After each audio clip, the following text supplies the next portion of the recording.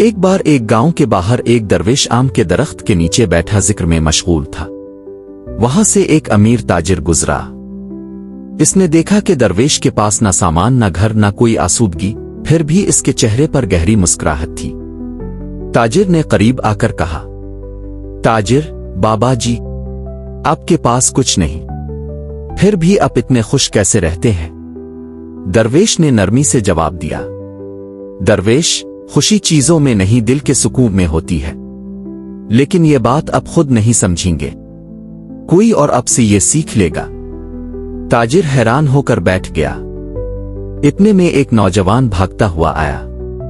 وہ پریشان تھا، ہاتھ میں پھٹا ہوا تھیلا تھا۔ نوجوان، بابا جی، میری ساری محنت کی کمائی اس تھیلے کے پھٹنے سے گر گئی، اب میں کیا کروں؟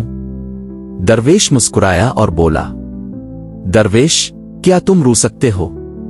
نوجوان، جی، لیکن اس سے کیا ہوگا؟ درویش، کچھ نہیں، مگر اگر کوشش کرو گے تو شاید کچھ واپس مل جائے۔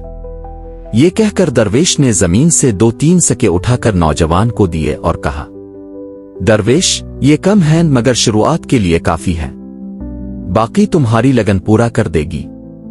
نوجوان نے شکریہ ادا کیا اور چل دیا۔ تاجر نے حیرت سے پوچھا، تاجر بابا جی، اپنے پاس کے آخری سکے دے دیے، اب کیا کریں گے؟